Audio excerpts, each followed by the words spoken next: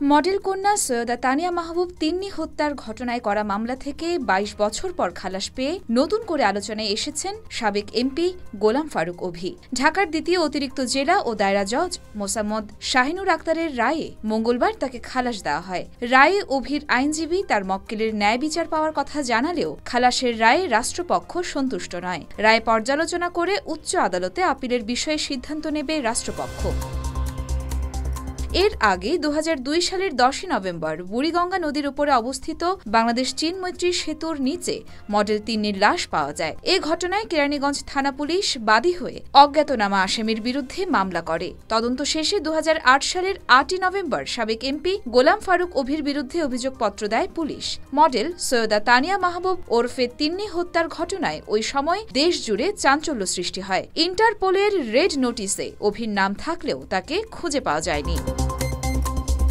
ইতিহাস বলে সাবেক এমপি গোলাম ফারুক অভির উত্থান ঘটে সাবেক প্রেসিডেন্ট হুসেইন মোহাম্মদ এরশাদের শাসনামলে। ছাত্র হিসেবে তিনি অত্যন্ত মেধাবী ছিলেন। এসএসসি এবং এইচএসসিতে বোর্ড পর্যায়ে মেধার স্বাক্ষর রাখেন। ৯০-এর গণ আন্দোলন ঠেকাতে এরশাদের নজর পান অভি। ওই সময় অপহরণ ও মুক্তিপণ এবং চাঁদাবাজি সহ নানান অভিযোগ ছিল তার বিরুদ্ধে। তিনি নিজস্ব ক্যাডার বাহিনী গড়ে তোলেন। এক পর্যায়ে তিনি গ্রেফতার হন। তবে ৯০-এর গণ আন্দোলনের চরম পর্যায়ে ডিসেম্বরের প্রথম দিকে কারাগার থেকে মুক্তি পান। আর ছাড়া পেয়ে পুরো ঢাকা বিশ্ববিদ্যালয় এলাকায় ত্রাসের রাজত্ব কায়েম করেন। তিনি ছাত্র দলের কেন্দ্রীয় কমিটির আন্তর্জাতিক বিষয়ক সম্পাদক ছিলেন। ১৯৯০ সালের ডাকসু নির্বাচনকে কেন্দ্র করে ছাত্রদল দুই ভাগে বিভক্ত হয়ে যায়। অভি একটি অংশের নেতৃত্ব দিয়েছেন এবং তার সাথে তৎকালীন সরকারের গোপন যোগাযোগ রয়েছে।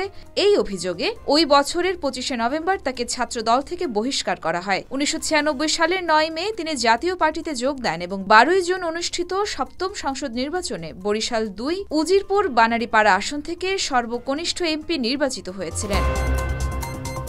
১৯৮৯ সালে একটি হত্যা মামলার অভিযোগে ঢাকা বিশ্ববিদ্যালয়ের ক্যাম্পাস থেকে অভিকে গ্রেফতার করা হয়। এছাড়াও ১৯৭৪ সালের বিশেষ ক্ষমতা আইনে তার বিরুদ্ধে আটক আদেশ দেওয়া হয়। ১৯৯০ সালের ২৭ নভেম্বর ডাক্তার মিলন হত্যায়ও তিনি অভিযুক্ত ছিলেন। ১৯৯২ সালের ৮ মে ঢাকা বিশ্ববিদ্যালয়ের জগন্নাথ হলের গেস্ট রুম থেকে একটি কাটা রাইফেল ও বিদেশি পিস্তল সহ অভিকে গ্রেফতার করা হয়। ২১শে আগস্ট ১৯৯৩ সালে ওই মামলায় ১৭ বছরের কারাদণ্ড হলে ৩ বছর কারাভোগের পর উচ্চ আদালতে আপিল করে জামিন পান। কানাডার টরেন্টো থেকে অভি পাওয়ার অব অ্যাটর্নির প্রয়োজনীয় কাগজপত্র পাঠিয়ে এক আইনজীবীর মাধ্যমে মামলাটির স্থগিতাদেশ চেয়ে ২০১০ সালের ৫ ডিসেম্বর হাইকোর্টে একটি রিট আবেদন করেন। শুনানি শেষে ২০১০ সালের ১৫ জানুয়ারি রুল জারি করেন হাইকোর্ট।